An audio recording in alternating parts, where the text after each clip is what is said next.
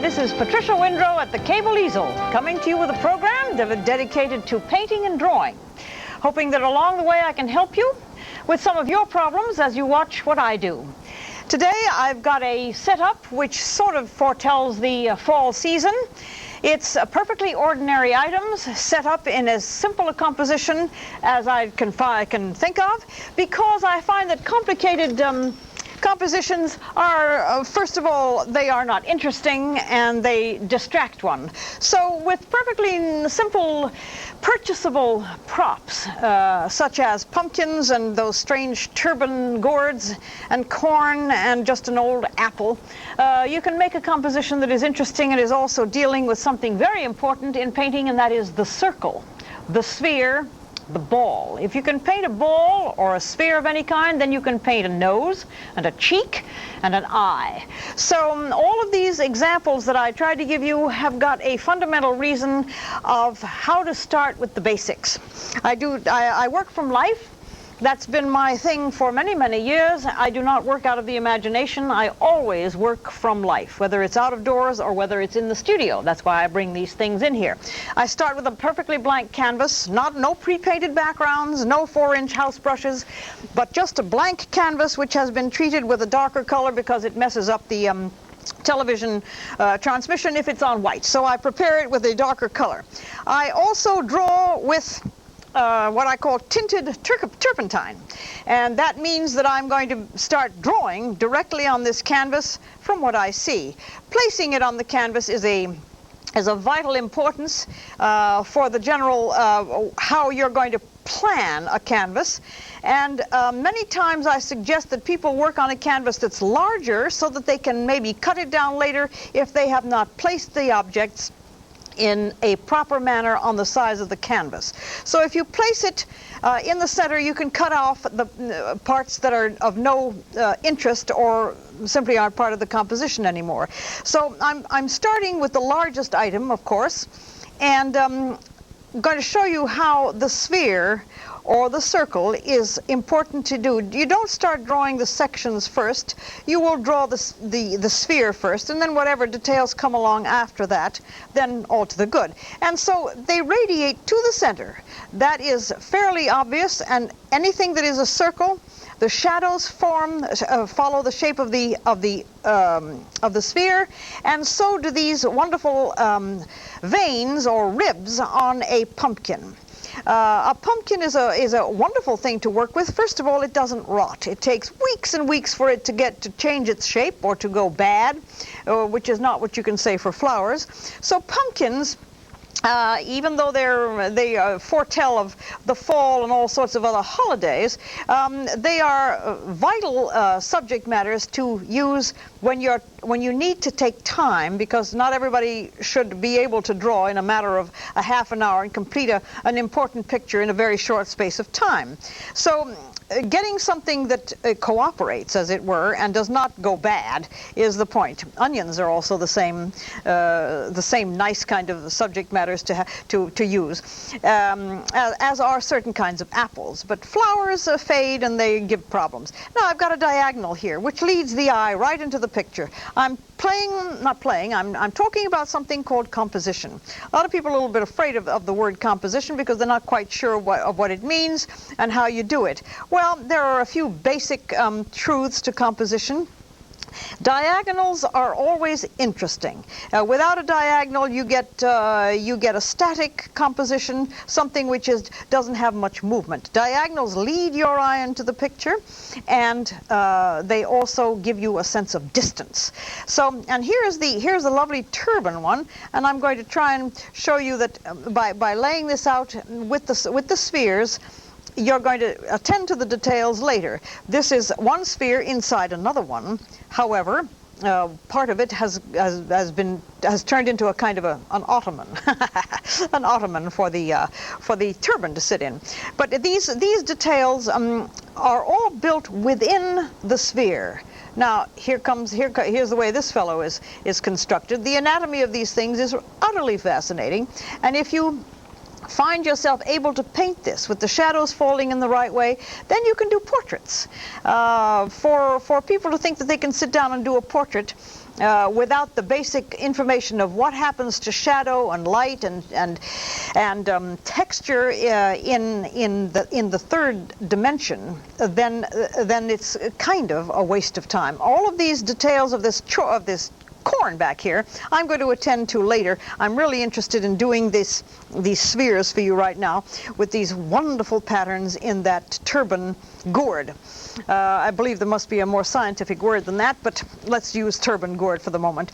And here is another sphere sitting at the base. To interrupt this circle, I've placed another one just in front of it, because composition means that you must keep the viewer that is eventually going to be looking at this, possibly, hopefully the buyer, interested in what he's looking at. So I've arranged this so that it interrupts that sphere. And back here I have the corn, which is the corn, whatever is that, husks that have turned pale.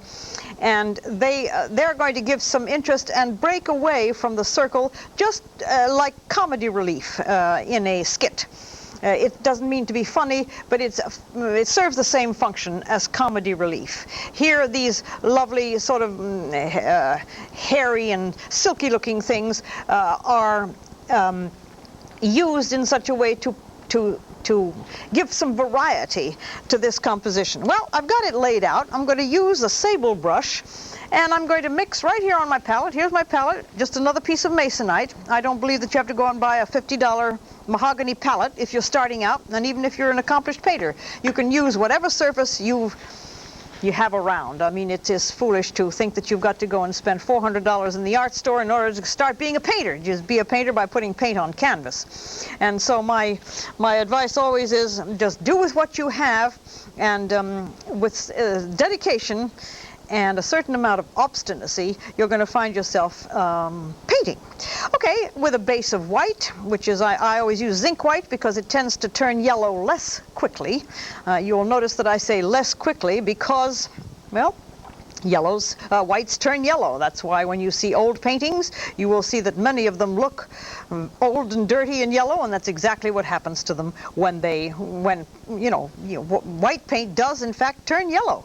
So, because this is a very whimsical pumpkin that I picked out at one of the local farm stands, it can't seem to make up its mind if it wants to be orange or if it wants to be green, so it turns out to be both.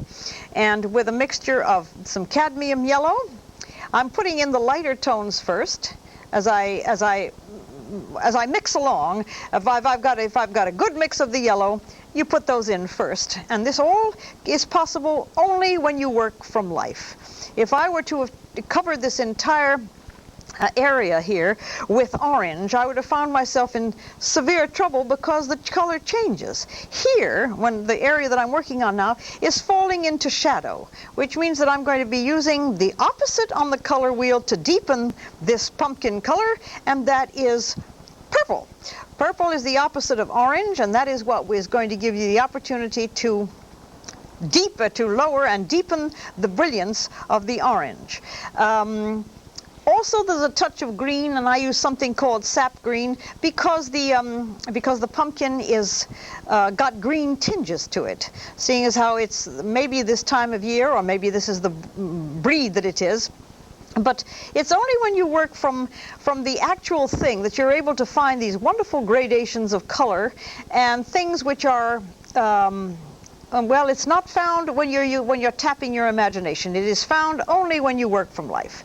So because I'm obstinate about this kind of thing, I intend to keep pressing away at it so that people who have maybe been sort of taken in by the programs that tell you that all you have to do is to sit down to a canvas and use a great big brush and cover the canvas with color and hope for the best, and that's a blue for the sky and so on.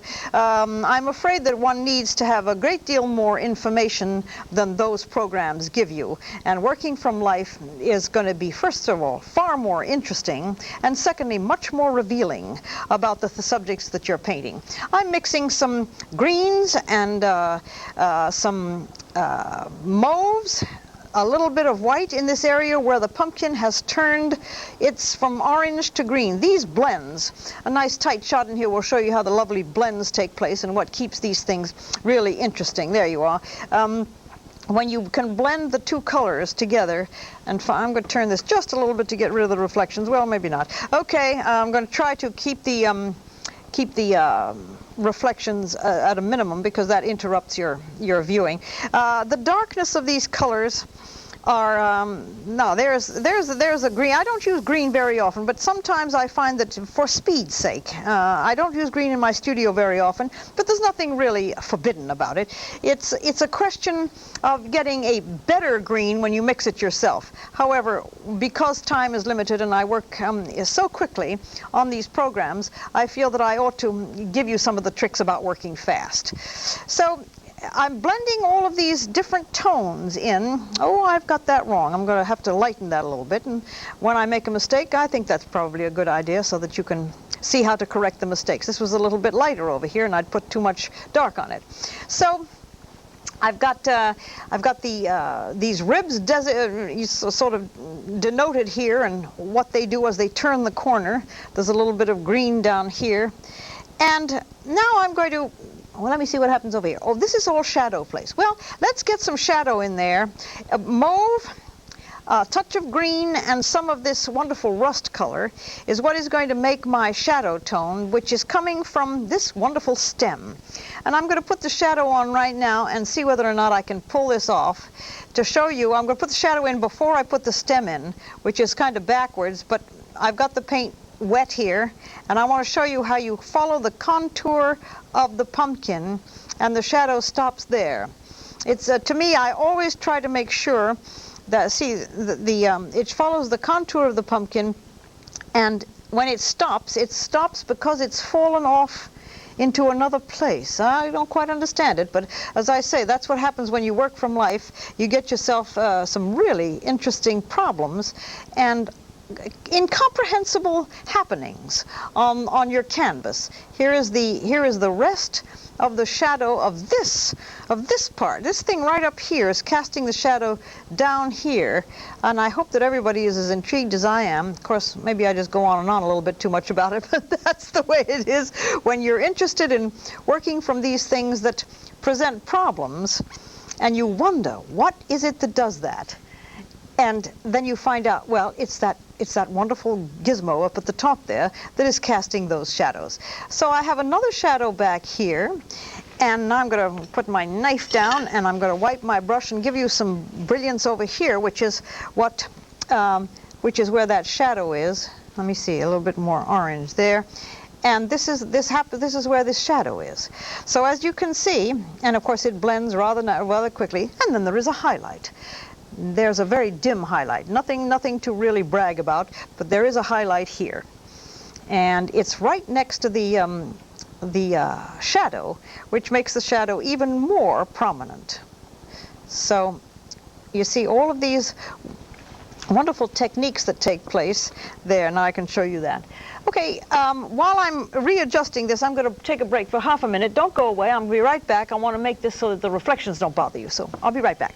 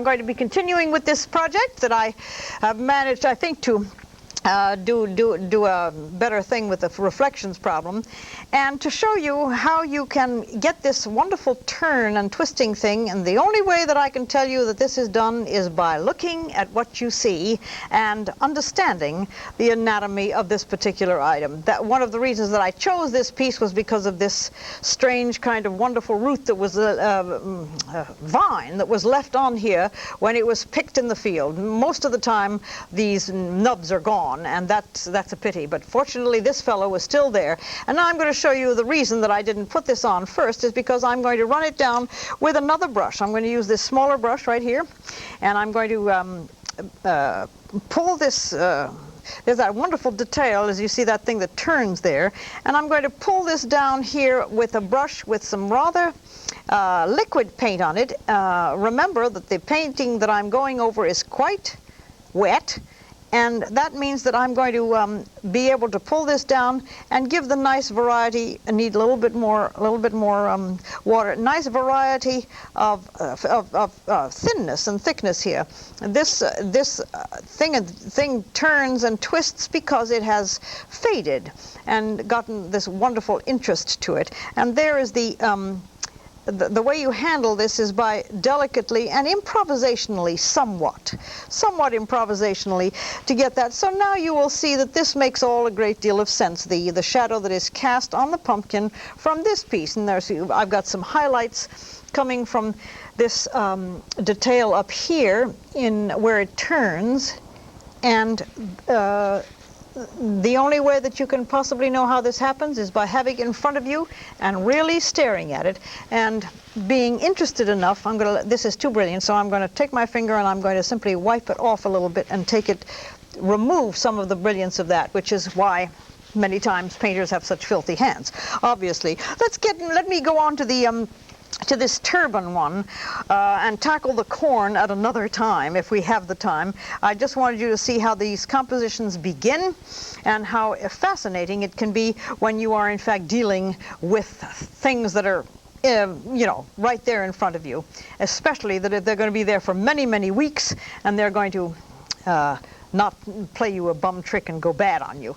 The basic color of the top of this little turban gourd is an off-white, a kind of a, well, it's a kind of a, I suppose off-white is a decorator's term for it.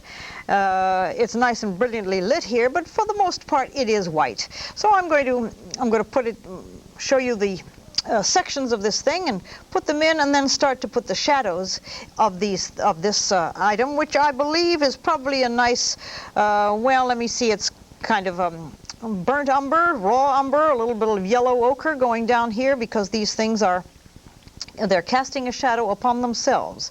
The shape comes before the pattern. In other words, I know that there's a pattern of green and orange stripes, but the shape has to be attended to first. And that's what I'm doing right now, showing you the shadow side of this object, and then comes the observation of where those patterns go. Now the center part appears to be just a plain old tan, kind of dead color looking place where it grew. It grew from here. Now, as long as I've got these, I don't really have to worry about shadow here. So I'm going to wipe my brush clean, and then I'm going to go right into the color, the brilliance of that orange, and apply it with as much care as I possibly can. A little bit of orange and a little bit of red combined. And here's the conforming to the shape of the item is the reason that doing spheres is very important. This goes around here, and this one is going to go around there, and hence you know that the thing is round because the patterns follow it, and it comes down and around this way. If you can possibly find a moment to set something up like this in a place that is not going to be in the way and not going to have to be removed every day for a meal or for something, just a table somewhere, and arrange this so that it can be worked on at the time that you can designate.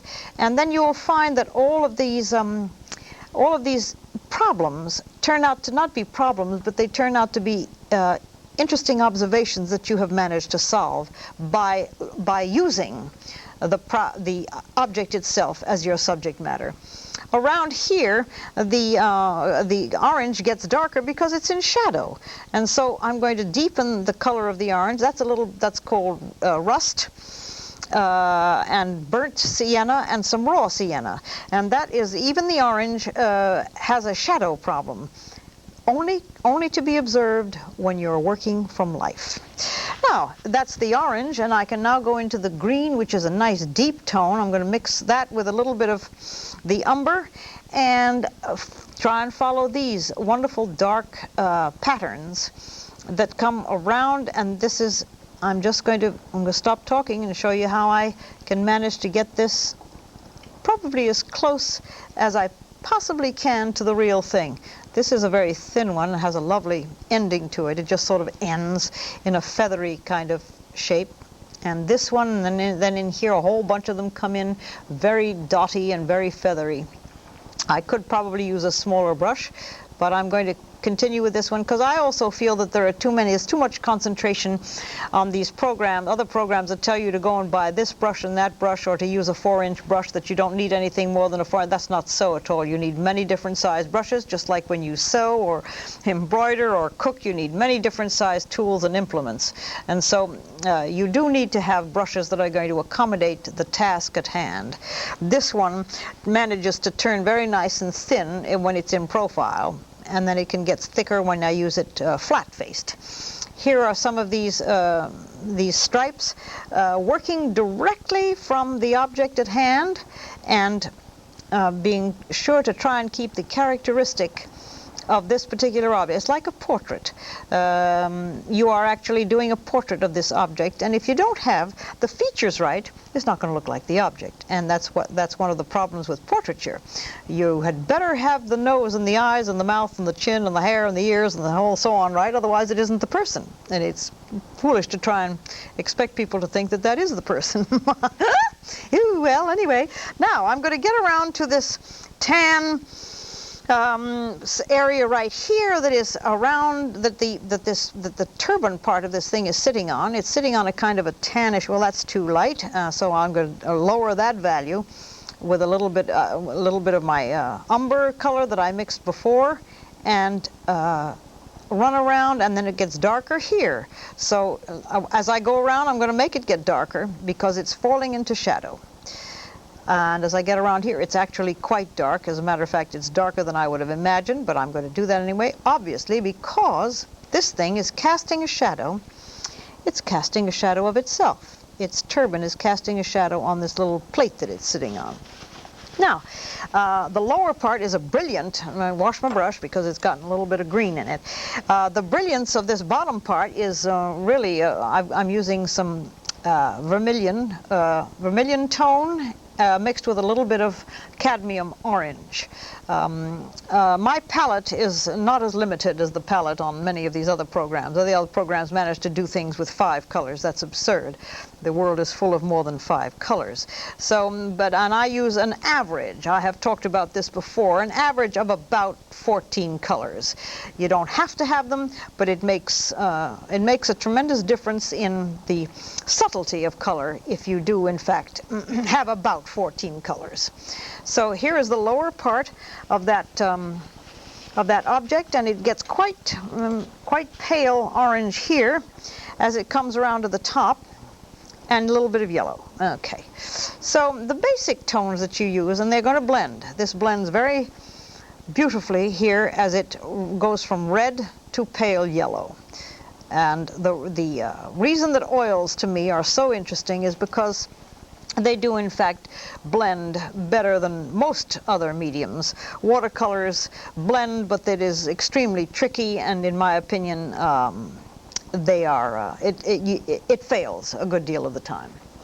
So the reason that the oils are because I am a realist, and I want to work from life, and I want to make sure that what I do is totally recognizable, and also it's a challenge. You know, what are all these objects that this planet has to offer us? It's obvious that we have an enormous variety here, and I'm interested in the textures, the shapes, the colors, and all the other things that go with these remarkable items that were designed a rather wonderful fashion. So here are these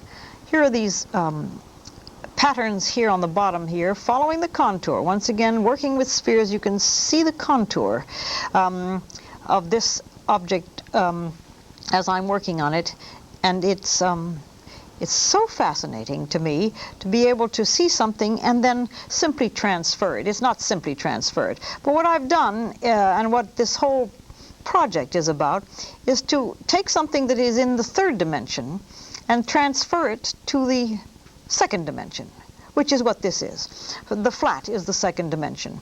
That is what is interesting to me. That's what keeps me far more interested than television programs and all the other stuff that you see presented as entertainment. To me, this is far more entertaining and always has been.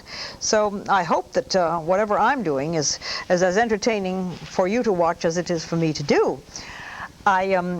Naturally, the programs are always much too short for my taste, and I find that I get myself really involved in trying to work maybe a lot of things far too far too complicated. However, you cannot work without having complications. Let's see if I can just, as we wind up a little bit, to maybe I can do this one on another program and show how to handle the corn, because that's a complicated problem which would intimidate an awful lot of people. So possibly I'm just going to maybe let that go for another time and work on this as we close, work on this apple which is in the foreground. And it's not what you would call the usual, well, red apple. It has a lovely subtle tone to it. It's a really low-key apple. It's an apple that doesn't really want to be noticed too much, but it has a lovely sort of a matte quality about it. It's kind of pink and mauve, and it turns itself into something kind of green. And anyway, it's what happens in the fall with these. This is a Long Island apple, and I bought a peck of it, or a bushel basket full, from a lovely Polish man here, whose name I cannot pronounce, therefore I won't insult his name by trying to pronounce it, but he's over in Smithtown, and he has the best things. He doesn't spray with chemicals. He doesn't do naughty things to his food. And I asked him, what kind of an apple is this? And he said, they're called fall apples, which I thought was a wonderful, simple way of determining what kind of an apple this is. It's a fall apple, that's obvious. So I'm showing you that there is where the light hits that particular part. And as I continue with this project, I'm going to have to bid you farewell. Thank you for watching. I hope that you got something out of it. I think I'm going to finish this for you on another program. And so if you were interested at all, tune in the next time I finish this. Thanks for watching. Patricia Windrow at the Cable Easel speaking to you, Channel 6. Thanks again, and bye-bye.